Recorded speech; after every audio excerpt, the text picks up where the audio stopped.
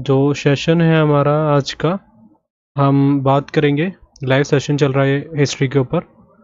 और चंद्रगुप्त मौर्य, मैंने आपको लास्ट में धनानंद की स्टोरी बता दी थी, तो आज चंद्रगुप्त मौर्य को पढ़ेंगे। पहले मैं देख रहा हूँ आवाज़ क्लियर है कि नहीं, फिर मैं सेशन को स्टार्ट कर लेता हूँ।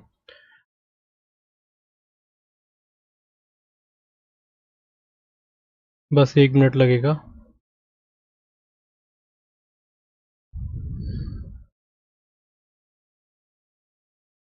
ठीक है, सेशन हो गया लाइव। कोई क्वेश्चन वगैरह होंगे तो आप पूछ लीजिएगा। ठीक है, अब हम स्टार्ट करते हैं मौर्य वंश के बारे में, क्योंकि धनानंद की हमने बात करी थी कि धनानंद घमंडी क्रूर माना जाता है। तो धनानंद क्या करता है कि भेज देता है किसको, कौटिल्य को, मतलब अपमान करके। और ये आपने चंद्रगुप्त मौर्य की मैंने फ़ोटो भी लगा रखी है, बहुत ज़्यादा हिट हुआ था ये सीरियल और बहुत ज़्यादा फेमस था। आपने देखा होगा तो वहाँ से भी काफ़ी हद तक आपको याद हो गया होगा। फिर भी हम एक स्टोरी में ऐसे कराऊंगा कि आपको याद हो जाएगा। तो हमने कहाँ तक देखा था कि धनानंद की कहानी, धनानंद एक बहुत पावरफुल, मैंने आपको बोला है कि आप पूरे जो एम्पायर देखेंगे ना, मगध एम्पायर को, मगध एम्पायर इकलौता पूरे भारत में अभी तक के जो शासन व्यवस्था रहा हो, चाहे आप दिल्ली सल्तनत की बात करते हैं, मुगल डायनेस्टी की बात करते हैं, इन सभी में एक बहुत पावरफुल देखा जाता है मगध को, क्योंकि इसके जो भी शासक रहे थे कोई भी ऐसे नहीं थे। मोहम्मद फाजिल अहमद कह रहे हैं सर, नमस्कार सर, आई एम फाजिल अहमद। हाँ बिल्कुल फाजिल अहमद, नमस्कार। स्टार्ट करें। और अमन खान कह रहे हैं क्लियर, बिल्कुल ठीक है, सेशन को स्टार्ट करते हैं आज। और कुछ भी डाउट वगैरह रहेंगे तो आप प्लीज़ आप पूछेगा, ठीक है, मैं पूरी कोशिश करूँगा कोई भी आपके डाउट रहेंगे उसको क्लियर करने की। तो और बहुत लंबे समय से आप लोग डिमांड कर रहे थे कि जल्दी से इसको एंड करें, तो बस मैं उसी पे चल रहा हूँ। देखिए आप मौर्य हो गया, जल्दी से इसको खत्म कर लेंगे, ज़्यादा बचा नहीं है सेशन। फिर इसको खत्म करने के बाद फिर मेरा प्रायोरिटी रहेगी ज्योग्राफी, ज्योग्राफी को जल्दी से खत्म करके फिर आपके प्रीवियस सर्च के सारे क्वेश्चन यहाँ पे कराऊंगा। Good evening Rahul. तो सेशन को स्टार्ट कर लेते हैं। देखिए मैंने धनानंद की बताई, धनानंद एक बहुत ही घमंडी क्रूर ये माना जाता है, जो हमने साक्ष्य के तौर पर हमें देखने को मिलते हैं कि मतलब वो किसी की एरोगेंस उसका बहुत ज़्यादा था। देखिए एरोगेंस दो कंडीशन में बनता है, जब आदमी अपने आप को बहुत ज़्यादा समझने लग जाए पर उसके अंदर ज्ञान की कमी हो, एरोगेंट तभी आता है। तो एरोगेंट बहुत ज़्यादा हो गया था, इसका नाम क्या नाम है, धनानंद का। तो ये क्या करता है कि जाहिर सी बात है, कौटिल्य या जिनको कहा जाता है कौटिल्य की जो हम बात करते हैं, आज तक हमने कई बार आपने पढ़ते हैं कि चाणक्य नीति को यूज़ किया जाता है, कई जगह आपने सुना होगा। चाणक्य नीति आज तक फुलफिल करती है। आप सोचिए कि उस जमाने के व्यक्ति को आज तक जो बातें हो रही है, इतने हजारों वर्ष, सॉरी हजार ही वर्ष कहेंगे हम, हजारों वर्ष पुरानी बात है कि एक आदमी की बात अभी तक वो चल रही है, इसका मतलब बहुत ज़्यादा इम्पैक्टफुल हो रहे होंगे जो हम बात करें कौटिल्य के बारे में। पर कौटिल्य का अपमान कर देता धनानंद, तो कहता है कि आप जाइए, कोई दिक्कत नहीं है, बहसबाजी होती है इनकी, मैंने बहुत डिटेल में आपको बताया था। आप पढ़ेंगे तो मैं कभी किसी दिन बताऊंगा एक सेशन में, बहुत मज़ेदार पूरी इनकी लिख रखा है वहाँ पर स्टोरी, क्या होता है इनके बीच में दिक्कतें। तो धनानंद यहाँ से किसको भगा देता है, चाणक्य को। अब चाणक्य मैंने बताया था लास्ट में कि अपने एक तरीके से तलाश में निकलते हैं और ये बोलते हैं कि मेरी चोटी खुली हुई है, चोटी मैं तभी बांधूंगा जब मैं तेरे पूरे शासन व्यवस्था को समाप्त कर दूंगा। आपने पद्मावत मूवी देखी होगी, वैसी तरीके से आप समझ सकते हैं थोड़ा बहुत। संदीप कह रहे हैं पी, पी मैं समझा नहीं। विपिन सर, संदीप कुमार कह रहे हैं गुड इवनिंग, गुड इवनिंग, ये पी का मतलब क्या, मैं समझा नहीं। चलिए फिर भी देख लेते हैं। अच्छा, अब क्या होता है, यहाँ से चंद्रगुप्त मौर्य की उम्र ज़्यादा नहीं थी। आप सीरियल देखा होगा, वैसे मैंने ज़्यादा देखा नहीं था, फिर भी मैंने इस जो इनिशियल था इस सीरियल का बहुत मुझे अच्छा लगा था देखने में, थोड़ा बहुत देखा, फिर बाद में समय नहीं था। इसमें क्या होता है कि ये चंद्रगुप्त मौर्य एक छोटी उम्र का एक बालक घूम रहा होता है, और ज़्यादा उम्र नहीं होती, लगभग 10-12 साल की उम्र वो होती है। चंद्रगुप्त मौर्य घूम रहे होते हैं, तभी ये चाणक्य यहाँ से घूमते हैं। तो देखते हैं कि ये जो बच्चा है इसके अंदर अलग ही कौशल दिख रहा है देखने को। तो ये कहते हैं कुछ साक्षात जैसे चीज़ें पूछते हैं, तो ये बिल्कुल एकदम सही जवाब आते हैं। तो ये कहते हैं कि यही ठीक है मेरे लिए, और उस ज़माने में इतना ज़्यादा नहीं रहा करता था, बस जैसे कोई ब्राह्मण, मैंने बताया ब्राह्मण की बात तो बहुत ज़्यादा मानी जाती थी। तो ये कहते हैं कि मैं आपको शिक्षा देना चाहता हूँ, तो सब फैमिली वगैरह मान लेते हैं और इनको तक्षशिला ले जाते हैं। तक्षशिला आपसे पूछा जाता है कि कहाँ पर है, ये आज के टाइम पे प्रेजेंट में पाकिस्तान के पास है, ठीक है, पाकिस्तान में तक्षशिला। और ये भारत की सबसे पुरानी यूनिवर्सिटीज़ में एक मानी जाती है। वैसे कई जगह तक्षशिला को ही सबसे पुराना माना जाता है नालंदा के मुकाबले, पर आप ज़्यादातर नालंदा को ही देखेंगे सबसे पुराना। और नालंदा आप जानते हैं कहाँ पर है, बिहार में। बिहार में एक और है विक्रमशिला, ये मैं बता चुका था, विक्रमशिला, इसको बनाया था धर्मपाल ने। ये दोनों तीनों चीज़ें क्वेश्चन याद रखेंगे, बहुत सारा क्वेश्चन यहाँ से बनते हैं। अच्छा, तक्षशिला ले जाते हैं। और तक्षशिला कहाँ पर, मैंने बताया आपको पाकिस्तान, पाकिस्तान की कौन सी जगह में, पंजाब वाला जो पार्ट है ना, जो पाकिस्तान के पास आज के टाइम पे, उस वाले पार्ट में ही ये तक्षशिला है। अच्छा, शिक्षा दी जाती है किसके द्वारा, आपके चाणक्य के द्वारा सब चीज़ें सिखाई जाती है, और चाणक्य बहुत तेज़ दिमाग के थे। मैंने पूरी स्टोरी बताई थी कैसे आक्रमण करना होना था इन्होंने, तो आक्रमण की पूरी तैयारी करते पर विफल हो जाते। फिर मैंने आपको लास्ट टाइम में बताया था कि इन्होंने बिल्कुल ये दिक्कत कर रहे थे कि बीचों बीच वाली जगहों में अटैक कर रहे थे, पाटलिपुत्र जगह में। तो फिर बाद में इनको समझ में आने लगा कि पाटलिपुत्र में अटैक करेंगे तो अवेयर हो जाएगा धनानंद, तो इसको साइड से पहले इसकी पूरी जो आसपास के जो राजा है, जहाँ पर ये इसके जो आसपास के शासन संभालते हैं, वो डरते हैं इससे, तो पहले उन्हीं को हराएं, फिर वो इसके सपोर्ट में आ जाएंगे चंद्रगुप्त मौर्य के, तो फिर हम इसको हरा देंगे आराम से। यही दिक्कत होती है। फिर ये पहले यहाँ से सभी को हराना स्टार्ट करते हैं। विपिन पाल कह रहे हैं सर आपकी कोर्स से बाहर कुछ नहीं है। Thank you. पूरी मेरी कोशिश तो ये रहती है कि मैं पूरी मेहनत करके आपको कंटेंट दूं, कोई भी क्वेश्चन बाहर ना जाए भी। इनफैक्ट मैं अभी आपके लिए पिनैकल भी बुक लेकर आया था, और मैं अभी पढ़ रहा था उसको, देख रहा था कुछ नए क्वेश्चन देखने को मिले हैं कि नहीं। तो ऐसे बहुत सारे क्वेश्चन अभी नए देखने को भी मिले हैं जो सीजीएल मेंस में आए थे, तो उसको मैं जल्दी आपके स्ट्रैटेजी के कोर्स में ऐड कराऊंगा, तो निश्चिंत रहिएगा। इसलिए मैंने बोला था 1 ईयर की वैलिडिटी है, आधा आधा काम आपका रहेगा तो आधा मेरा भी है, पूरी रिस्पॉन्सिबिलिटी रहेगी जब तक मैं आपको कंप्लीट कराऊँ। चलिए हम बात करते हैं, सेशन की तरफ चलते। तो यहाँ से क्या होता है कि इसको हरा देते हैं ये दोनों मिलकर, ठीक है। चाणक्य नीति बहुत ज़्यादा अच्छी थी। चलिए इसके बाद क्या कहानी होती है कि चंद्रगुप्त मौर्य बैठ गए। धनानंद बहुत पावरफुल शासक था। अच्छा, एक चीज़ मैं बताने भूल गया, इस स्टोरी को यहाँ पर ख़त्म हो गई तो थोड़ा सा एक बता दूं, क्योंकि मैंने बोला था लास्ट में सिकंदर वाला टॉपिक भी आपको बताना है। सिकंदर हालांकि मैं कंप्लीट करा चुका हूँ कि सिकंदर की कहानी क्या थी, फिर भी एक बार जल्दी से रिकॉल कर लेते हैं, और यहाँ से ज़रूरी बन जाता है कुछ क्वेश्चन, ठीक है। सबसे पहली बात हम बात करते हैं कि हमारे यहाँ आक्रमण किसकी तरफ से होता है। पर्शियन की तरफ से सबसे पहले विदेशी आक्रमण हमारे यहाँ देखने को मिलता है। पर्शियन आज के टाइम पे जिसको कहा जाता है फारस, और फारस को प्रेजेंट टाइम में कहा जाता है ईरान, ये वाले पार्ट को कहा जाता है, और यहाँ से आक्रमण हमारे यहाँ देखने को मिलता है। मैं इसको भी बाद में बताऊंगा, चंद्रगुप्त मौर्य की स्टोरी अभी आप यहाँ पे कर लेते काम। तो मैंने आपको बताया था कि पर्शियन एक शासक था जिसका नाम, अगर हम बात करते हैं साइरस फर्स्ट की हमने बात करी थी। यह आक्रमण करने आता है 558 बीसी का टाइम था, और ये रहता है लगभग 530 बीसी के अराउंड इसका टाइम पीरियड। और इसने क्या करा, पर्शियन था एक तरीके से, और आक्रमण करने के लिए आता। और ये आता कौन से वाले इलाके में, मैंने आपको कई बार बताया कि जैसे हमारे भारत में आक्रमण हुआ है कभी भी, ये भारत है हमारा ऐसा समझ लीजिए, यहाँ जम्मू कश्मीर वाला इलाका समझिए, और ये यहीं पर आपका पड़ता है पाकिस्तान का पार्ट, आप पंजाब वाले पार्ट को भी कह सकते हैं। इधर वाले पार्ट से, सिंध वाले इलाके से अंदर आते थे कोई भी आक्रमण करने। इसके मेन कारण ये भी थे क्योंकि इधर पानी वाला इलाका है, नीचे वाला पेनिसुलर जो हमारा पार्ट है, जिसको प्रायद्वीपीय भारत कहा जाता है, यहाँ से आना पॉसिबल था नहीं, क्योंकि पहली बार जो आता है उसका नाम ही हमने बात करी थी वास्को डी गामा, तो ऐसे यहाँ से आना पॉसिबल नहीं था। यहाँ से आपको पता है यहाँ से तो कोई पॉसिबिलिटी देखने को मिलेगी नहीं, चाइना पड़ता है यहाँ से, फिर आपका पूरा हिमालय वाली बात है, यहाँ से आना पॉसिबिलिटी नहीं थी, आना यहीं से था। और यहीं पे आप में आप जानते हैं कि यहीं पे लास्ट में एकदम इधर पड़ता है आपका ईरान, उसको फारस कहा जाता था उस टाइम पे, और उसने बहुत लंबे समय से आक्रमण करने की सोच रखी थी कि आक्रमण करेंगे। साइरस फर्स्ट आता है जिसका टाइम पीरियड मैंने आपको बताया था यहाँ से लेके यहाँ तक। वो नॉर्थ वेस्ट जो हमारा इंडिया है, जिसको आप कह सकते हैं उत्तर पश्चिम वाला इलाका, यहाँ पर आक्रमण करता है, जो आज के टाइम पे पंजाब वाला इलाका हम कह सकते हैं, पंजाब वाला पार्ट जो पाकिस्तान के पास है, उस वाले आक्रमण में, उस जगह में आक्रमण करने आते हैं ये लोग। अच्छा, एक क्वेश्चन आया था अभी रिसेंट के एग्जाम में एसएससी के, कि जो साइरस फर्स्ट था ये कौन सी आपकी डायनेस्टी का था ये, इसका नाम याद रखिएगा हखामनी, इसको इंग्लिश में लिखा जाता है हिंदी में हखामनी वंश, और वैसे बोला जाएगा तो इसको कहा जाता है, इसको इंग्लिश में अकेमियन, ठीक है।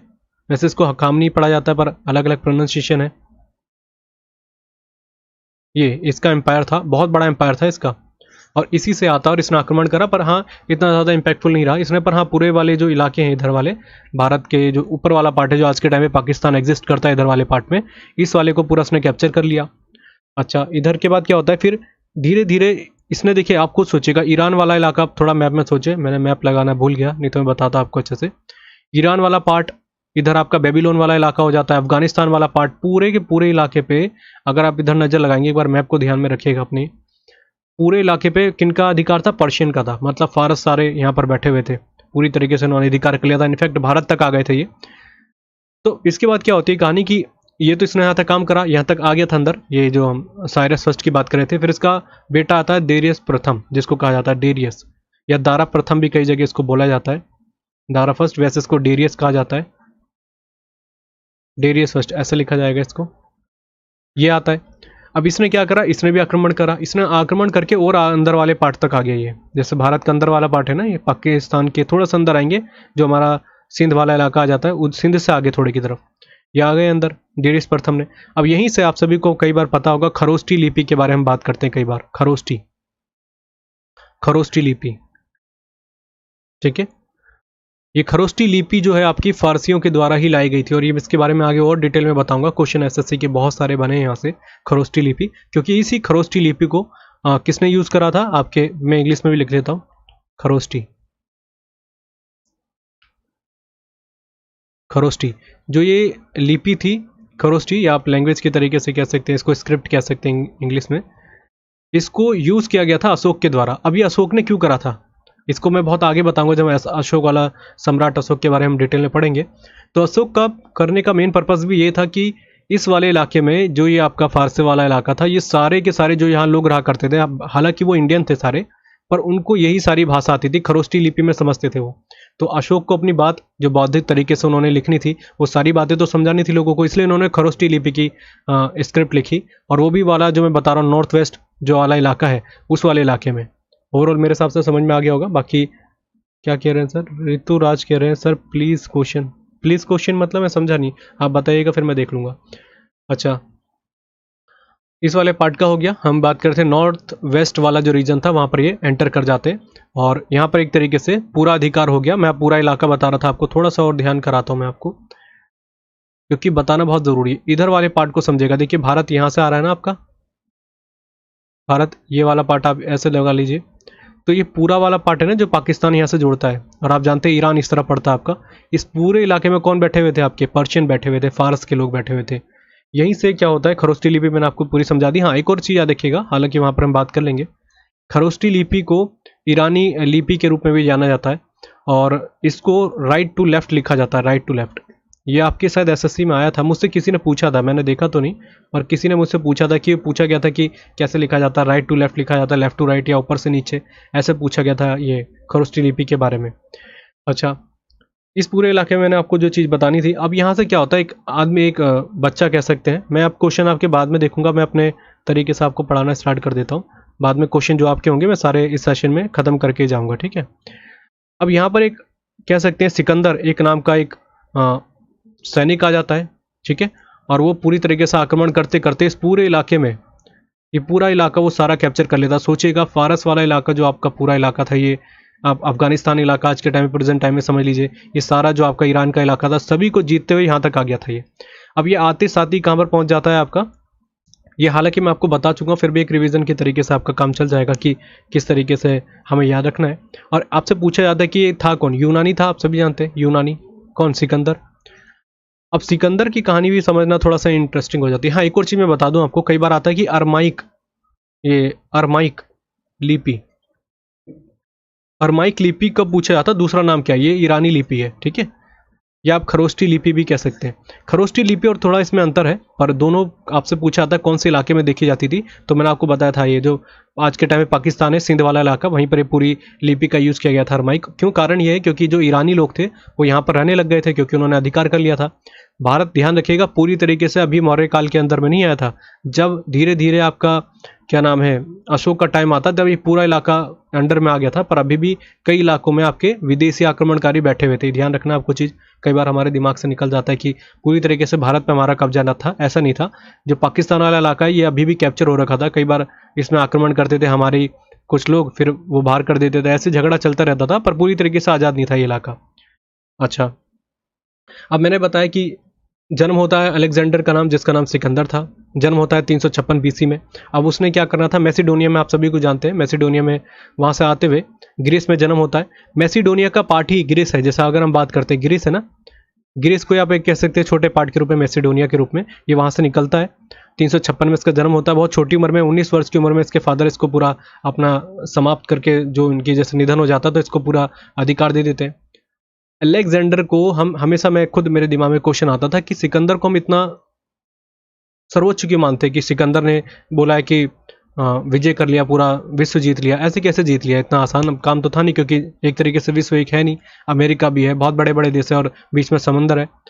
मैं आपको बताऊं, जो आपका एशिया वाला इलाका है, ऑलमोस्ट एशिया को कॉन्कर कर लिया था किसने, इसी ने। अगर ये भारत के अंदर आ जाता, हालांकि इसमें बीच बीच की लड़ाई थी, क्योंकि यहाँ पर बैठा हुआ था धनानंद, और धनानंद को ये हर जगह अगर आप पढ़ेंगे ऐतिहासिक बुकों में, धनानंद को ज़्यादा पावरफुल माना जाता था सिकंदर से। पर सिकंदर एक बहुत विलफुल जो आदमी कहते हैं ना, बहुत ऐसा आदमी था कि कभी डर के नहीं रहा किसी से, और हमेशा जो भी लड़ाई करता था, चाहे इसकी सेना थोड़ी छोटी रहा करती थी सामने, उसको हरा देता था। ये सिकंदर था। तो ये माना जाता है कि धनानंद हरा सकता था क्योंकि बहुत बड़ी सेना थी, पर फिर भी कुछ क्लियर नहीं था। पर अभी इसकी कहानी भी समझ लेते हैं। अब ये क्या करता है, एक मिनट थोड़ा सा मैं इरेज कर देता हूँ, फिर इसके आगे बात हम करते हैं। अच्छा, इसके बाद क्या होता है, ये पूरे इलाके को हराते हुए आता है और इसी को कहा जाता है battle of Albela. Battle of Albela. और ये पूछा जाता है कि बैटल ऑफ अलबेला क्या था। इसने पूरे पर्शियन एम्पायर को समाप्त कर दिया था, जो मैं आपको बता रहा था। आपका पूरा इलाका अफगानिस्तान का हो गया, ईरान वाला इलाका हो गया, आपका बलूचिस्तान, सिंध, पूरे इलाके को हराता हुआ आ गया ये। अब ये आ जाता है पंजाब वाले इलाके के पास, सिंध इलाके तक आ जाता है, और वहां पर आपको मिलता है इसको आम्भी। आम्भी शासक, इसको ऐसे लिखा जाता है हिंदी में। मैंने इसकी कहानी बताई थी आपको। और जैसे अम्भी को पता चलता है कि आक्रमण करने आ रहा है, लगभग आप समझिएगा कि इसको 8 वर्ष लग गए थे इस पूरे एम्पायर को समाप्त करने में। जो हम बात कर रहे थे बैटल ऑफ अलबेला, इसकी पूरी लंबी लड़ाई थी, पीछे से आक्रमण करता करता, और वो पूरा इनका अधिकार हो रखा था पूरे इलाके में, इस सभी को हराते हराते आ गया इधर। अब जैसे इसको अम्भी को पता चलता है, इसको लगा कि पहले बहुत बड़ा एम्पायर है पर्शियन एम्पायर, इतना आसानी से ये समाप्त नहीं कर सकता, और इसने हरा दिया। 8 साल लग गए इसको पूरी तरीके से। अब ये आ जाता है अम्भी तक। आम्भी तक पहुंचता तो इसको पता चल जाता है कि अब मेरे को हारना तो है, जब इतने बड़े एम्पायर को उसने समाप्त कर दिया तो मैं क्या हूँ। तो ये कहता है कि जैसे ही इसको पता चलता आ रहा है, ये एक मैसेज भेजता है सिकंदर कि आप आत्मसमर्पण कर सकते हैं, ठीक है, नहीं तो आप, मैं युद्ध करने आ रहा हूँ, आपको फिर हारना होगा इसमें। आम्भी डर के मारे सीधे जाता है और कहता है ठीक है, मुझे माफ़ कर दो। तक्षशिला का शासक था ये। तक्षशिला में आज को बता रहा हूँ आपको, पाकिस्तान में है, वहाँ का शासक था ये। और ये आता है और ये माफ़ी मांग लेता है कि मुझे आत्मसमर्पण में कर रहा हूँ। तो कहता है कोई दिक्कत नहीं, आप मुझे सपोर्ट करिए अब इस युद्ध में। तो एक और राजा सामने बैठा होता है जिसका नाम था पोरस। आपने इस इंटरेस्टिंग स्टोरी सुनी होगी पोरस के बारे में। पोरस पोरस से फिर ये निमंत्रण भेजता है कि देखिए मैं आपको यहीं पे आ गया हूँ, मैं तक्षशिला के पास। और पोरस जो पंजाब का शासक, जो पाकिस्तान और आप मिला के कह सकते हैं भारत के इलाके को, वहाँ पर ये शासक थे पोरस। पोरस के पास बोलता है सिकंदर कि देखिए मैंने इतना बड़ा एम्पायर हरा दिया, अब आपकी बारी है, अगर आपको मानना है तो ठीक है, नहीं तो फिर मैं आक्रमण करता हूँ आप पे। तो पोरस कहते हैं कि कोई दिक्कत नहीं, मैं आपसे लड़ने के लिए तैयार हूँ। तो इनके बीच में लड़ाई होती है, और लड़ाई जो होती है उसको कहते हैं वितस्ता का युद्ध। वितस्ता, हाइडेस्पीस, हाइडेस्पीस इसको कहा जाता है। यहाँ पे मैं लिख लेता हूँ हाइडेस्पीस, और इसको ऐसे लिखा जाता है हाइडेस्पीस, हाइडे स्पीच कहा जाएगा ना।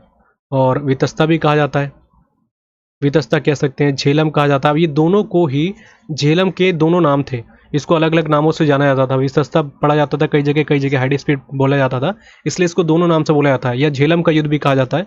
पोरस के बीच में, एंड बीच में सामने कौन थे आपके, सिकंदर या अलेक्जेंडर।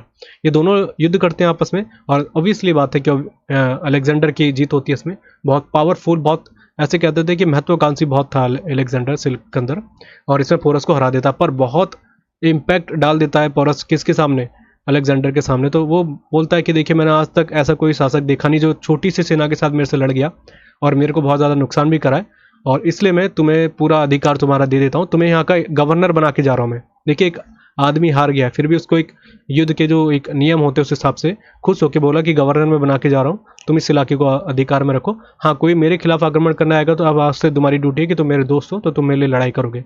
पोरस कहते हैं हाँ ठीक है, मैं इस चीज़ के लिए एग्री करता हूँ। दोनों के बीच में एक तरीके से दोस्ती हो जाती है। इस युद्ध में पूरा करते करते 2 साल लग गए थे दोनों को मिला के। तो ओवरऑल कितने साल हो गए, 10 साल। 10 साल पहले इसकी पूरी सेना निकली, ये खुद निकला सिकंदर आक्रमण करते हुए अपने पूरे इलाके से, मैसिडोनिया से। अब इसको 10 साल हो गए। अब ये व्यास रिवर तक पहुंच जाता है, व्यास रिवर तक। अब जैसे ही पहुंचता है, इसको पता चलती है, ये धनानंद तक लड़ाई करने के लिए सोचता है कि जाऊंगा आक्रमण करने, पूरी तैयारी हो जाती है। पर यहीं पर इसकी सेना पीछे वापस मना कर देती है कि देखिए हम नहीं जाएंगे आगे लड़ने के लिए। तो बोलता कारण क्या है कि क्यों नहीं जाना युद्ध के लिए। तो कहते हैं देखिए 10 साल हो गए हमारा परिवार को छोड़े हुए, अब हम उनसे मिलना भी चाह रहे हैं। 10 साल बहुत लंबा पीरियड है, बच्चे छोटे थे, बड़े हो गए होंगे, हम मिलने का मन है। अब कितना जीतेंगे, बहुत ऑलमोस्ट हमने पूरा जीत लिया है, भारत को क्या जीतना है। ये तो एक मेन कारण माना जाता है। दूसरा कारण ये भी था कि सिकंदर डर गया था धनानंद से, पर ये कुछ हद तक इसको ज़्यादा सही नहीं माना जा सकता क्योंकि सिकंदर ऐसा शासक नहीं था। हाँ, ये बात ज़रूर थी कि बहुत अच्छी टक्कर होनी थी, पर धनानंद से लड़े बिना ही ये व्यास नदी से पीछे चले जाता है। और ये आपके एसएससी के एग्जाम में आ रखा है क्वेश्चन कि कौन सी रिवर के पीछे से चले गया था वापस ये सिकंदर। और ये देखिए एक कारण ये भी था, और दूसरा ये था क्योंकि ये क्लाइमेट जहाँ से आ रहा है ये इतना गर्म क्लाइमेट नहीं था। अफगानिस्तान आप जानते हैं ठंडा इलाका है, काफ़ी लंबे समय तक वहाँ रहा। ऊपर की तरफ देखेंगे वहाँ से आ रहा था ये। तो ये जब देखता है भारत में क्लाइमेट थोड़ा सा खराब लगने लगा इसको, तो इसने बोला ठीक है, अब जब ये लोग बोल रहे हैं तो चलते हैं वापस। इसने सारा जो अधिकार था, जैसे मैंने बताया आपको, आम्भी का जो एक तरीके से राज्य था सारा आम्भी को दे दिया, गवर्नर बना के चले गया, आपके पोरस को तो दोस्त के रूप में बोल के ही चले गया। यहाँ से वापस जाते समय बीमार पड़ गया और बीमार पड़ने के बाद 35 वर्ष की उम्र में इसका निधन हो जाता है सिकंदर का। इसलिए कहा जाता है कि सिकंदर ने ऑलमोस्ट पूरा विश्व जीत लिया था, क्योंकि एशिया एक तरीके से समझ लीजिए उस जमाने में एशिया को ही विश्व माना जाता था, तो बहुत बड़ी बात है। इसलिए मैंने आपको पूरी कहानी लंबे से समझा दी। ठीक है, आपसे पूछा था कौन से रिवर के किनारे से चले गया था। मैं इतनी लंबी स्टोरी क्यों समझा रहा हूँ, हमारे एग्जाम में तो कोई मेंस का एग्जाम है नहीं कि आपको लिखना है, पर आपको जब जब स्टोरी याद रहेगी, जब हम कोई मूवीज देखते हैं तो हमारे दिमाग में एकदम बैठ जाती है स्टोरी। क्यों बैठ जाती है? क्योंकि हमने उसको समझा है। वैसे उस चीज़ को आपको जीना पड़ेगा, तभी आप उस चीज़ को क्लियर समझ पाएंगे कि हम चीज़ को क्या पढ़ रहे हैं। ये पूरा कहानी हो गई। अब यहाँ से आ जाता है चंद्रगुप्त मौर्य का टाइम। चंद्रगुप्त मौर्य का देखिए टाइम में कई लेके बहुत ज़्यादा दिक्कतें रहती है। मौर्य वंश को बोला जाता है 322 से बैठा था, मतलब कि इस्टेब्लिश किया गया था 322 से लेके 185 BC। कई जगह आप देखेंगे तो 321 माना जाता है, पर मेरा मानना है यार 322 को ज़्यादा माने, क्योंकि 321 भी माना जाता है। 321 BC में इस्टेब्लिश हो जाता है मौर्य वंश, किसके द्वारा? चंद्रगुप्त मौर्य के द्वारा। पर 322 ज़्यादातर मैंने पढ़ा है, बहुत ज़्यादा एनसीईआरटी में जो शायद मैंने पढ़ा था तो 322 ही था, तो आप इसको थोड़ा सा 322 लगाएं। इन केस अगर 322 नहीं आता और 321 लिखा है तो आप बिल्कुल इसको राइट आंसर लगा लीजिएगा, क्योंकि देखिए उस टाइम पे साक्ष्य इतने क्लियर भी नहीं होते थे, तो इसलिए 322 321 को लेकर कई बार कन्फ्यूजन हो जाती है। अच्छा, अब चंद्रगुप्त मौर्य का टाइम आ गया। चंद्रगुप्त मौर्य ने क्या करा? मैंने बताया था आपकी पूरी कहानी। अब इसने देखिए चंद्रगुप्त मौर्य ने कितने ऐसी शासक के तौर पे काम करा। अच्छा, एक चीज और है, जन्म रूप से बोला जाता है कि चंद्रगुप्त मौर्य के बारे में कि क्या थे, तो ज्यादातर इतिहासकार लोगों का मानना है कि शूद्र जाति के थे। शूद्र मतलब शूद्र थे ये, मतलब सबसे निम्न कास्ट जो उस जमाने में यूज की जाती थी वो बोला जाता था। कई जगह बोला कि ब्राह्मण थे, कई जगहों ने बोला क्षत्रिय थे, पर जो एक तरीके से आम सहमति बनने को मिलती है वो है शूद्र जाति के रूप में। तो क्वेश्चन अगर आ जाता है इनकेस, तो आप इसको थोड़ा सा ध्यान रखिएगा, क्योंकि यूपीएससी के एग्जाम में आया था और बहुत अजीब सा था। मैं आपको बहुत इतना डिटेल में नहीं समझाना चाह रहा, क्योंकि बहुत वैल्यू बेस हो जाएगा क्वेश्चन। बस ये याद रखिएगा अगर इनकेस आता है तो आप थोड़ा सा इसके लिए एटलीस्ट प्रिपेयर रहें। ये मेरा महत्वपूर्ण तरीके से समझाना था कि आप इसको जरूर ध्यान में रखिएगा। अच्छा, चंद्रगुप्त मौर्य का टाइम 322 से लेके इनका टाइम पीरियड रहता है 298 BC तक।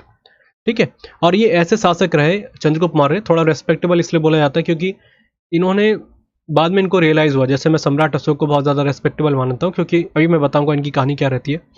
अब चंद्रगुप्त मौर्य मैंने बताया कि बहुत प्रतापी शासक, बहुत महत्वाकांक्षी, धनानंद से डबल। पर धनानंद एक क्रूर था, रेस्पेक्ट नहीं करता था, इनकी अपोजिट कहानी थी। इन्होंने क्या करा, देखिए यहाँ पे लिखा है, राजधानी पाटलिपुत्र बनाई, ये जरूर याद रखिएगा। और इसके बाद फिर इन्होंने किसकी मदद से धनानंद को पराजित करा? किसकी मदद से? चाणक्य की मदद से। चाणक्य को अपना अमात्य बना दिया। अमात्य, अमात्य आपने बाहुबली मूवी देखी होगी तो आपने जरूर सुना होगा, अमात्य कहा जाता है उसमें। अमात्य मतलब होता है प्रधानमंत्री। प्रधानमंत्री राजा के बाद जो पूरा जो राजपाट का जो कार्यभार संभालते हो अमात्य संभालते थे उस जमाने में। तो पूछा जा सकता है कि अमात्य कौन थे, तो प्रधानमंत्री के तौर पे माना जाता है। तो प्राइम मिनिस्टर के तौर पे बना देते हैं, क्योंकि आपको जो भी सलाह देनी है अब मैं आपसे ही काम करूंगा, क्योंकि आपने मुझे राजा बनाया। इनके टाइम पे आते हैं मेगास्थनीज। मेगास्थनीज याद रखिएगा, बहुत जरूरी है, ग्रीक थे ये। कई लोग यूनानी बोलते तो गलत है, ग्रीक थे ये। ग्रीक ऐसा लिखा जाता है हिंदी में।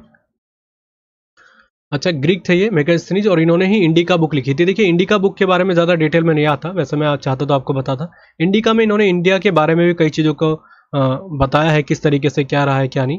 पर मैं एक थोड़ा सा एरिया वाइज आपको बता दूं कि चंद्रगुप्त मौर्य का टाइम, मतलब अगर हम बात करते हैं कि इनका शासन काल या पूरा इनका एरिया कौन कौन से इन्होंने कैप्चर कर लिया था। देखिए भारत का इलाका आप देखिएगा, इधर वाला पूरा सिंध का इलाका, जैसे अगर हम पाकिस्तान को ऐसे रख लेते हैं, पाकिस्तान का मैप ऐसा है ना, थोड़ा सा ऐसा है पाकिस्तान का मैप। तो इस वाले पूरे इलाके में ये वाला जो आपका बलूचिस्तान वाला हो गया। इनफैक्ट अगर हम बात करेंगे पूरा पाकिस्तान वाला इलाका, ये भी अफगानिस्तान वाला इलाका, बलूचिस्तान वाला इलाका, सिंध वाला इलाका। सिंध आप समझिए कहाँ पर मैं बात कर रहा हूँ, अफगानिस्तान कितना पीछे है, बलूचिस्तान हो गया, सिंध हो गया, पूरे इलाके में कैप्चर किसने कर लिया? चंद्रगुप्त मौर्य ने। धनानंद का टाइम यहाँ तक नहीं था, पर जैसे ही सिकंदर को हराने के बाद, जैसे सिकंदर जाता है वापस और ये पूरा इलाका फिर दोबारा से इकट्ठा होने लग जाता है, तो ये क्या करते हैं, पूरा आक्रमण करते हैं पूरा, और अफगानिस्तान अपने अंडर में ले लेते हैं। अब आगे इसलिए आक्रमण नहीं करा क्योंकि इतना मतलब नहीं बनता, क्योंकि इतना बड़ा फिर खर्चा वगैरह भी होता है। तो चंद्रगुप्त मौर्य एक बहुत ही इसलिए शक्तिशाली शासक के तौर पर देखे गए। इसके बाद क्या कहानी होती है कि सबसे मेन लड़ाई होती है इनकी, जो यहाँ पर मैंने लिखा है, सेल्यूकस निकेटर के साथ। सेल्यूकस निकेटर की बेटी पुत्री हेलेना के साथ इनका विवाह हो जाता है। ये आपसे कई बार पूछा जाता है, तो इसको जरूर ध्यान रखिएगा। इसी के बाद क्या होता है, इस युद्ध में बहुत ज़्यादा मारकाट होती है और इससे बहुत ज़्यादा विचलित हो जाते हैं कौन? आपके चंद्रगुप्त मौर्य। और इसलिए फिर ये बाद में क्या कहते हैं कि भद्रबाहु के पास जाते हैं, और मैंने लंबी स्टोरी आपको बताई थी जैन धर्म के बारे में, और जैन धर्म से ये शिक्षा लेते हैं कि क्या है इतना मारकाट करने का फ़ायदा क्या हुआ, मेरे को एक ज़मीन मैंने एक्वायर करी है उसका क्या मुझे रिजल्ट देखने को मिला है। ये चीज़ समझ में आती है बाद में जब आदमी देखता है इन चीज़ों को। तो भद्रबाहु कहते हैं कि देखिए ये सब चीज़ें ठीक है, अब आपको यहाँ से मूव ऑन कर लेना चाहिए, कहीं और हम चलते हैं जहाँ पर आपको शांति दिखे। भद्रबाहु ने एक और चीज़ का बोला था कि इन्होंने ही एक तरीके से इनके दिमाग में बैठा दिया कि देखिए आपने इतना कत्लेआम मचाया, इसलिए फेमाइन आता है आपका एक बहुत बड़ा इस इलाके में, पूरे मगध के एम्पायर में इनके। तो कहते हैं आपके कारण ही हुआ है और भगवान आपसे रुष्ट हो गए, तो आपके लिए एक तरीके से आपको जैन धर्म का एक प्रचार प्रसार करना चाहिए और अच्छी जीवन जीना चाहिए। तो कहते हैं कि ठीक है। तो साथ में कहाँ चलते थे, श्रवण बेलगोला। श्रवण बेलगोला सबसे शांति इलाका था उस जमाने में, और इसलिए यहाँ पर दक्षिण भारत में आ जाते हैं। और श्रवण बेलगोला आज के टाइम पे, प्रेजेंट टाइम पे कर्नाटका में, राइट। अच्छा, और ये सब चीज़ें हमने बात कर ली थी। अच्छा, एक चीज़ मैं बता दूं, श्रवण बेलगोला में मैंने बताया था आपको महाबली, ठीक है, सॉरी महाबली कह रहा हूँ, बाहुबली। बाहुबली मूर्ति भी है यहाँ पर, बहुत लंबी स्टैचू मानी जाती थी, आज के टाइम पे तो छोटी हो गई है स्टैचू ऑफ यूनिटी के सामने, पर बहुत लंबी है। और ये बाहुबली मूर्ति मानी जाती है, और ये श्रवण बेलगोला में ही है। और ये रेस्पेक्टेबल तरीके से देखा जाता है कि जैन धर्म में, क्योंकि श्रवण बेलगोला में ही जाके चंद्रगुप्त मौर्य ने अपना शरीर को त्याग दिया था। और कौन सी चीज़ करी थी इन्होंने, संलेखना।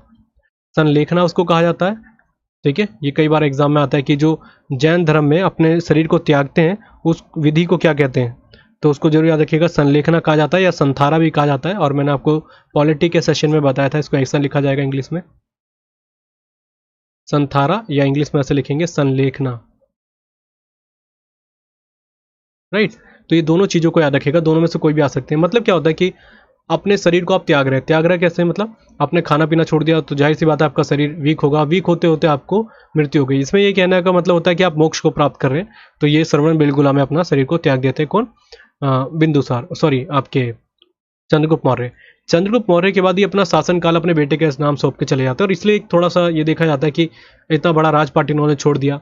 और फिर भद्रबाहु इनके साथ चलेगा। फिर यहीं के बाद मैंने बताया था आपको, दो पार्ट में डिवाइड हो जाता है जैन धर्म, भद्रबाहु और आपके स्थूलभद्र के नेतृत्व में।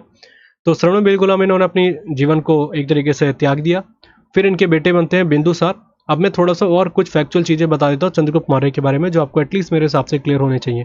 चंद्रगुप्त मौर्य को यूनानी लेखक जो यूनानी थे उस टाइम पे, इनको सेंडोकोटस कहा गया, इनको सेंडोकोटस। अब सेंडोकोटस को कैसे इंग्लिश में लिखेंगे एक बार देख लीजिएगा, सी होना चाहिए मेरे हिसाब से।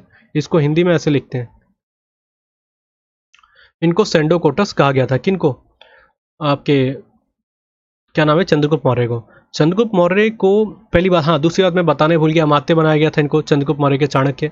और चाणक्य को देखिए भारत का मैकियावली भी कहा जाता है। मैकियावली कौन थे, ये एक तरीके से इटालियन थे। मैकियावली, मैकियावली ये इटालियन थे, और एक तरीके से कह सकते हैं दार्शनिक फिलोसफर थे। और पूरी जो इनकी एक विचारधारा देखने को मिलती है, या इनके जो जो थॉट प्रोसेस थे, वो सारे मैकियावली के जैसे देखने को मिलते हैं। इसलिए चाणक्य को या कौटिल्य को कहा जाता है मैकियावली, ठीक है, भारत का, अगर आपसे पूछा जाता है। दूसरी बात, अगर आपसे पूछा जाता है कि इनकी देखिए अर्थशास्त्र बुक के बारे में, अर्थशास्त्र, हाँ दूसरी बात एक और चीज़ याद रखिएगा, एक तो विचारों में देखने को मिलता है अर्थशास्त्र में। दूसरी बात, इनकी एक बुक थी मैकियावली की, द प्रिंस। ये कई बार एग्जाम में आती है आपके एसएससी के, प्रिंस, द प्रिंस। इसमें भी जो कई बातें हैं वो देखने को मिली कि कैसे आपको राजपाट को संभालना है, वो सब चीज़ें इनकी अर्थशास्त्र से काफ़ी हद तक मेल खाती है। अर्थशास्त्र के बारे में पूछा गया था कि बताइए इनकी बुक किसके ऊपर लिखी गई है। अब ये हमें अर्थशास्त्र दिख रहा तो हमें लगेगा इकोनॉमिक्स के ऊपर लिखा रखा है इन्होंने, तो बिल्कुल भी नहीं।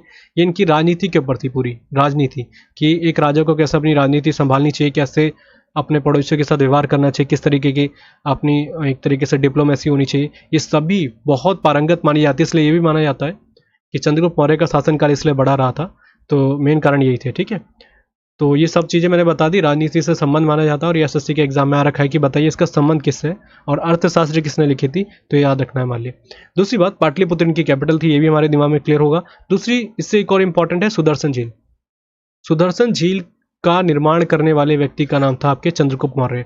इन्होंने बहुत अच्छा काम करा था उस जमाने में सुदर्शन झील को, और इसको आगे हम बात करेंगे कि दोबारा से इसको मरम्मत की जाती है, रिपेयर की जाती है, पर आपको पहले अभी दिमाग में यही रखना है। बाकी हम देखिए, यूनानी के द्वारा भारत को इंडिया कहा गया था पहली बार, ये भी ध्यान रखना हमारे लिए, क्योंकि थोड़े से क्वेश्चन बन जाते हैं, ठीक है। और बाकी आप जानते हैं पर्शियन जो थे, जिनको फारस कहा जाता है, वो सिंधु रिवर के किनारे रहने वाले लोगों को सिंधु कहा जाता था। तो इन्होंने सा को ये हा बोलते थे, इसलिए इसको हिंदू कहा गया। ठीक है, एक मिनट थोड़ा सा, ये सिंधु रिवर के किनारे, देखिए मैंने आपको बताया कि जो आपका पर्शियन एम्पायर था पूरा इसी तरफ आ रहा था ये भारत के सिंधु रिवर वाले में, क्योंकि बहुत ज़्यादा उपजाऊ इलाका था ये और यहीं पे हर जगह लड़ाई होती थी वर्चस्व की। तो ये क्या कहते थे, सिंधु लोगों को हिंदू बोलने लग गए, तो इसलिए तब से ही हिंदू पढ़ने लगा और हिंदुस्तान तब से नाम हुआ है। ठीक है, सिंधु को ये सा को हा बोलते थे, और ये सिंधु रिवर तो आप जानते हैं शुरू से बात आई है इंडस वैली सिविलाइजेशन के नाम से, तब इसलिए इसका नाम रख दिया गया हिंदू। ठीक है, तो ये कई बार आता है कि किन्होंने हिंदू कहा था पहले सर्वप्रथम, तो उनका नाम याद रखिएगा, हमने पर्शियन या फारस कहा जाता है, फारसी लोगों के द्वारा ये कहा गया था। और इंडिया किन के द्वारा कहा गया था, यूनानियों के द्वारा। राइट, ये भी क्लियर हो गया होगा मेरे हिसाब से, जो चीज़ हमने बात करी थी। इसके अलावा सब चीज़ें हमने देख ली है, सुदर्शन झील भी हो गई, श्रवण बेलगोला भी हो गया, बस इतने चीज़ याद रखेंगे तो काम चल जाएगा। और हाँ, चंद्रगुप्त मौर्य की मृत्यु का वर्ष पूछा आता तो 296 BC याद रखना है, ये जो थोड़ा सा इंपॉर्टेंट है, 296 BC। राइट, इसके बाद क्या होता है टाइम पीरियड, ये अपने बेटे को एक तरीके से कार्यभार संभाल के चले गए थे। अब इनके बेटे आ जाते हैं जिनका नाम था बिंदुसार। बिंदुसार अपने फादर के मुकाबले 2 कदम आगे, क्या 2 कदम आगे। मैंने एक चीज़ आपको बताई थी कि बहुत ज़्यादा ऐसे शासक रहे जिन्होंने अपने शासन व्यवस्था को आगे ही बढ़ाया, और बिंदुसार ने भी ऐसे देखा अपने फादर के टाइम पे एक भी जगह जो थी 1 इंच भी वापस आने नहीं दी, पूरी तरीके से अपने अधिकार को कंट्रोल करके रखा। तो बिंदुसार का टाइम पीरियड पूछा जाता है तो 297 BC से रहता है 272। देखिए, आपको बिंदुसार, आपको दूसरा चंद्रगुप्त मौर्य एंड आपको अशोक, इनके टाइम पीरियड जरूर याद रखने हैं। हर किसी के याद नहीं रखने, जिन जिनको मैं बताऊंगा उनका ही ध्यान रखना है, क्योंकि इनके टाइम पूछे जाते हैं। और बिंदुसार बहुत पावरफुल माना जाता है। ये तो इनफैक्ट ये भी कहा जाता है कि चंद्रगुप्त मौर्य के मुकाबले बिंदुसार एक बहुत प्रतापी शासक के रूप में देखे गए। अच्छा, देखिए बिंदुसार को क्या बोला जाता है, शत्रु का विनाश करने वाला, क्योंकि ऐसा था बिंदुसार किसी से डरता नहीं था। जैसे चंद्रगुप्त मौर्य ने कई जगह अपनी नीति जो पॉलिसी थी वो बहुत लिबरल कर रखी थी, पर इसने कहीं नहीं करी। और इसलिए आपका जो सेल्यूकस निकेटर के साथ जो शादी कर ली थी बेटी के साथ, किसने, चंद्रगुप्त मौर्य ने। अब ये क्या होता है, सेल्यूकस निकेटर का जो बेटा होता है उसका नाम था एंटिकस। थोड़ी सी स्टोरी में बता देता हूँ, इसके साथ यही एक थोड़ा सा इंपॉर्टेंट देखने को मिलता है। एंटिकस, एंटियोकस ऐसे पढ़ा जाता है इसको, वो आ जाएगा बीच में। ठीक है, एंटियोकस, इसके साथ लड़ाई होती है। और एंटियोकस क्या था, ग्रीक था ये। अब इसने ग्रीक के साथ थोड़ी मतभेद होता है कि शुरुआत में कि बहसबाजी होती है, युद्ध तो नहीं होता एक तरीके से, पर यह माना जाता है कि एंटिकस उस टाइम पे, एंटियोकस जिसको कहा जाता है, बहुत ही प्रतापी शासक था। बिंदुसार ने मजबूरी में, जो एंटियोकस को पता चला कि बहुत पावरफुल है, 2-3 जगह लड़ाई करने की ट्राई करी और डरा नहीं बिंदुसार कहीं भी, तो फिर इसने अपने एक व्यक्ति को भेजता है उपहार देके एंटियोकस, किसके टाइम पे, बिंदुसार के टाइम पे, और उसका नाम था दमेस्कस। कई जगह इसको कयोल पढ़ा जाता है, मैं इसको नाम लिख लेता हूँ, डेमुस्कस ऐसे लिखा जाता है इंग्लिश में, मैंने इंग्लिश में याद करा था तो थोड़ा आप इसके साथ मैनेज करें। डेमकस बोल सकते हैं, जो भी आपको नाम दिख रहा होगा, इसको भेजा था। तो ये क्वेश्चन आपके एसएससी में आज तक नहीं आया, पहले मैं क्लियर कर दूं, पर आने की पूरी संभावना है, ऐसे क्वेश्चन आ जाते हैं बिंदुसार के टाइम पे। और शत्रु का विनाश करने वाला कहा गया था, मतलब स्लेयर ऑफ एनिमीज, स्लेयर मतलब स्लेयर का या शत्रु का वध करने वाला। स्लेयर मतलब क्या होता है, वध करना ना। तो ये भी हमारे हिसाब से क्लियर हो गया होगा। ये चीज़ें मैंने आपको बता दी, बाकी ये बिंदुसार से ज़्यादा क्वेश्चन बनते नहीं। हाँ, पर ये था कि 1 इंच जो भूमि थी वो भी वापस नहीं करने दी, मतलब कि ऐसा नहीं था कि बेटा बहुत विलासी रहा, ऐसा नहीं। जैसे फादर ने छोड़ा था वैसे ही काम करा। और इसके बाद अशोक आते हैं, तो अशोक ने तो और पूरा जो भी इलाका था सारा कैप्चर कर लिया था, फिर बाद में बौद्ध धर्म अपना लिया, वो अलग कहानी है। अच्छा, एक चीज़ और बता दूँ बिंदुसार के बारे में, ये भी क्वेश्चन कई बार आता है कि कौन से धर्म को लेकर अनुयायी थे बिंदुसार का। देखिए, मेरे ध्यान रखिएगा, आप जैन धर्म से रिलेटेड है, क्योंकि एसएससी में क्वेश्चन आया था जैन धर्म, क्योंकि फादर भी जैन धर्म और ये भी जैन धर्म से संबंधित है। क्योंकि जैसे ही फादर चले जाते हैं भद्रबाहु के साथ, तो स्थूल भद्र की अध्यक्षता में कौन होते हैं यहाँ पर, आपके बिंदुसार। और बिंदुसार, जाहिर सी बात है, जब एक फादर जैन धर्म को अपना रहे तो बेटे ने भी वही काम करना है, तो ये देखा जाता है। हाँ, ये अलग आने वाली बात में जब अशोक आ जाता है, तो अशोक के टाइम पे एक चीज़ देखने को अलग देखने को मिलती है। एक और चीज़ याद रखिएगा कि बिंदुसार को अमित्र घात भी कहा जाता है, अमित्र घात।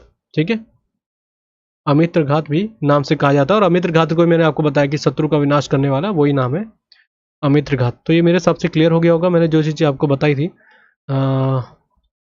इसके अलावा और कुछ याद रखने की ज़रूरत है नहीं, तो इतना याद रखिएगा। ठीक है, क्लियर हो गया होगा मेरे हिसाब से। अब इसके बाद हम बात करेंगे सम्राट अशोक के बारे में अगले लेक्चर में, कल संडे है तो कल प्रॉपरली देखेंगे और समाप्त कर देंगे उसको, जितना मेरी कोशिश रहेगी। और मेरी पूरी कोशिश है, मैं इसलिए खुद एक बटन भी समाप्त करना चाह रहा हूँ कि जल्दी से जल्दी इसको एंड कर दूँ, क्योंकि अगर हम इसको एंड कर देंगे तो फिर आने वाले टाइम के लिए अच्छा हो जाएगा हमारे लिए। क्योंकि फिर मेरा सारा फोकस ज्योग्राफी पे ही रहेगा। इसलिए आपके कुछ क्वेश्चन है तो पूछ लीजिए, फिर मैं इसको एंड करने जा रहा हूँ। अमन खान कह रहे हैं अच्छा किया सर स्टोरी बता दी, मैंने पहली क्लास ली है लाइव। थैंक्स सर जी, बहुत बहुत शुक्रिया अमन जी। मोहित वर्मा कह रहे साहब बहुत अच्छा पढ़ाते हैं, लव यू, थैंक यू। देखिए मेरे को एक चीज़ बहुत बहुत अच्छी चीज़ ये लगती है कि जब अप्रिशिएट करते हैं ना तो एक कहते हैं ना कि थोड़ा एक एफर्ट और लगाने का मन करता है। अभी मैं आपको एक छोटी सी स्टोरी बता देता हूँ जब सेशन को एंड ही कर रहे हैं। कई लोग कहते हैं कि आप सेशन थोड़ा सा डिले कर देते हैं, 1-2 दिन का गैप ले लेते हैं। मैं कभी भी किसी भी सेशन को, और ये मैं अपनी पढ़ाई की बता रहा हूँ आपको, मैं कोई भी चीज़ पढ़ता हूँ तो मैं कभी भी, ये आप थोड़ा सा मैं ये नहीं बोलूँगा कि तारीफ़ कर रहा हूँ, पर ये चीज़ मैं बहुत ज़्यादा ध्यान देता हूँ परफेक्शन का। मैं एक भी चीज़ को ये नहीं सोचता कि ये मेरे लिए खुद हो जाए। कल आप मुझसे कुछ पूछ ले। एक दिन ऐसे हुआ था क्लास में, मैं लाइव क्लास ले रहा था और एक मेरे को एस्पिरेंट का नाम नहीं याद आ रहा, उन्होंने मुझसे पूछा सरहिंद के बारे में। और मैं बहुत ज़्यादा बाद में, मेरे को सरहिंद क्या, मैंने देखिए, मैं जो नहीं आ रहा तो मैं आपको बताऊंगा, क्योंकि मैं भी खुद सीखा हूँ। मैंने ऐसा नहीं कि मैं सारी चीज़ जानता हूँ। मुझे बहुत ज़्यादा रिग्रेट हुआ कि मैंने उनसे बोला कि सरहिंद जितना है, मुझे अफगानिस्तान को कहा जाता था उस टाइम पे, मतलब अफगानिस्तान का काफ़ी वाला इलाका, पर मुझे क्लियर नहीं है, इसके बारे में आपको बाद में बताऊंगा। पर मुझे बहुत ज़्यादा ये लगा कि मैं कैसे नहीं जाना, क्योंकि एक किसी ने मुझसे पूछा और मेरे को नहीं बताया, तो बहुत बड़ी दिक्कत लगी मुझे। मैंने तुरंत क्लास खत्म करते मैंने पहले सरहिंद को ढंग से डिटेल में पढ़ा। इसमें लगभग मुझे 15 मिनट लगे गूगल पे सर्च करने में, क्योंकि एक सोर्स के हिसाब से नहीं लगते। तो यही होता है कि मैं हमेशा से किसी चीज़ को परफेक्शन की तरीके से सोचता हूँ कि कोई भी चीज़ गलत ना हो डिलीवर, और जितना हो सके आपको इजी लैंग्वेज में समझाने की कोशिश करूँ। बस सिलेबस खत्म होने दीजिए, फिर मैं इसमें आपके प्रीवियस सर्च के क्वेश्चन भी कराऊंगा। हिस्ट्री से एक भी क्वेश्चन आपको बाहर देखने को नहीं मिलेंगे, पूरी मेरी कोशिश रहेगी। ठीक है, तो बस आज के लेक्चर को यहीं पे समाप्त करते हैं, और कल आप लाइव ज़रूर आइएगा। मैं कल लाइव क्लास को